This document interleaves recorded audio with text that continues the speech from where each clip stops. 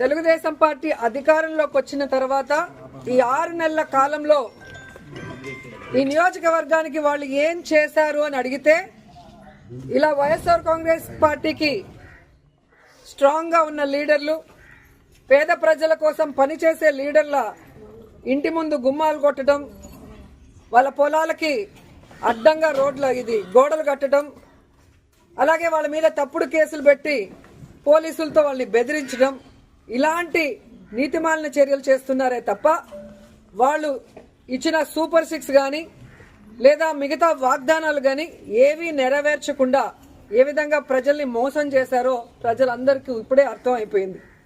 కానీ దురదృష్టం ఏంటంటే ఈ పంచాయతీలో తాగే నీళ్ల దగ్గర నుంచి ప్రజలకి అన్ని అందుబాటులోకి తీసుకొచ్చే సచివాలయం, ఆర్బీకే సెంటర్ అన్నీ కూడా ఇక్కడ లీడర్లు వాళ్ళ ల్యాండ్ ఇచ్చి కట్టించి ప్రజలకు అన్ని అందుబాటులోకి తీసుకొచ్చారు. కానీ తెలుగుదేశం గతంలో 14 సంవత్సరాలు అధికారంలో ఉన్న చంద్రబాబు నాయుడు అప్పుడు ఏం చేయలేదు, ఇప్పుడు అధికారంలోకి వచ్చాక ఇప్పుడు కూడా ఏం చేయకుండా వాళ్ళు ఫెయిల్యూర్ అయిన విషయాన్ని కప్పిపుచ్చుకోవడానికి ఈ విధంగా కొంతమందిని టార్గెట్ చేసి వైఎస్ఆర్ కాంగ్రెస్ పార్టీ లీడర్ని వేధించడం, భయభ్రాంతులు చేయాలన్న ఆలోచనతో ముందుకు వెళ్తున్నారు. వాళ్ళు అర్థం చేసుకోవాల్సింది ఒక్కటే, మా నాయకుడు జగన్మోహన్ రెడ్డి గారు భయం అనేది ఆయన బ్లడ్ లో లేదు. ఆయన వెనక పనిచేస్తున్న మేమందరం కూడా జగనన్న సైనికులుగా ముందుకు వెళ్తున్నాం.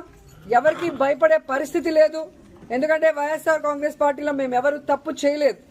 5 ఏళ్లు కూడా ప్రజలకి మంచే చేశాం, నియోజకవర్గాలన్నీ అభివృద్ధి చేశాం. ఈరోజు మీరు మోసంతో అధికారంలోకి వచ్చారు, ఈవీఎంలు మ్యానిపులేట్ చేసి వచ్చారు, ఏ విధంగా సూపర్ 6లు అంటూ ప్రజల్ని మోసం చేసి వచ్చారు. మీరు సిగ్గుపడాలి, మేము సిగ్గుపడాల్సిన అవసరం లేదు.